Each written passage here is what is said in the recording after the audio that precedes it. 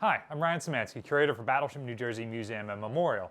And today we've got a video answering a visitor question. This might be one we've answered in the past, but if we have, it's been quite a while. So we're throwing it back out there in the universe. The question was, what are the plates that have the wavy lines on them that are in the ceiling of the battleship, or on the ship it's called the overhead?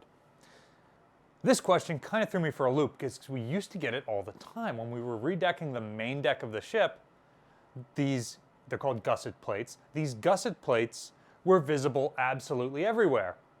We finished redecking the main deck of the ship, so you can't see any of them anymore, except if you look up while you're on second deck, you can see them in the overhead. So somebody asked, why is that weird shaped plate up there? Unfortunately, since I'm a museum curator, there's no such thing as a short answer, so let's run through this as quick as we can. The plates are up there at riveted seams. So two plates that come together like this will have a plate there for the rivets to pass through to hold those two plates together. In a lot of other places on the ship, riveted seams are lapped like this, with the rivet then going through where they overlap.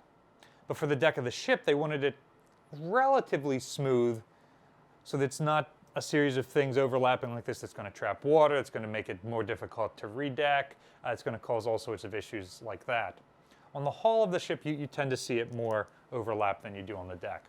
Those are the seams where we had to put our two-part cold-bonded polysulfide sealant, which we don't have to do on the main deck of the ship, thankfully. So that's what the gusset plates are there for. Why are they so extravagantly shaped? Why didn't they just use a rectangular sheet of metal? That answer is these ships are gold platers. The Navy wasn't concerned about saving money on them by just churning out a bunch of square plates. They were concerned about the weight of the ship. A riveted ship is about 10% heavier than a ship that is all welded. So for a ship like Battleship New Jersey that displaces about 45,000 tons of steel, that's about 4,500 tons of rivets, overlapping plates, gusset plates, things like that. These ships were designed under the escalator clause for the Second London Navy Treaty, which limited their displacement to 45,000 tons. So in order to save as much weight as possible, some parts of the ship are welded to remove riveting entirely, and some parts of the ship that are riveted like that have those cutouts in them just to remove a slight little bit of that material to save weight. To make a plate like that, they don't take a bunch of rectangular plates and then just cut out the loops where they need it. They actually took one long plate and they cut the circular line, so then they had one plate and the first side of another plate. So you cut another circular line and take it out. So if we were to take those plates off of the ship, they would probably puzzle piece back together, because that was the simplest way they found to churn them out. These plates are almost exclusively found on the main deck, either on the top side or the inside, where the deck is 1.5 inch thick steel. Other places, like second deck where we're standing right now, the deck is 6 inches thick.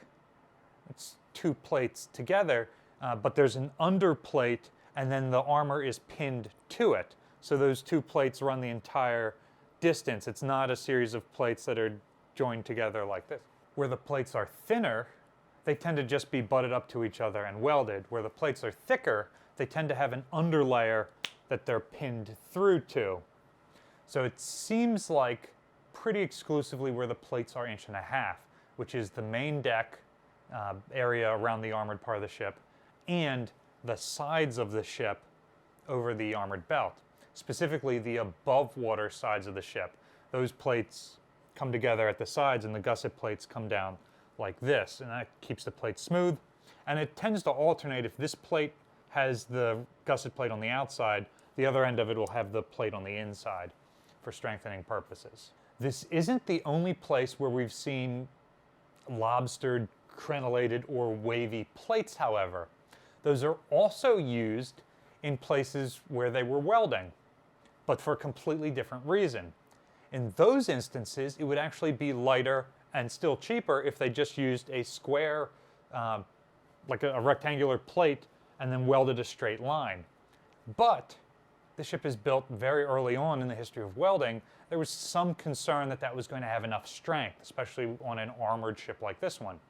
So by having that zigzag pattern, it's now increasing the surface area that you have to weld. Instead of a straight line, you're going in and out and doing a lot more weld bead, so you're giving it a lot more strength.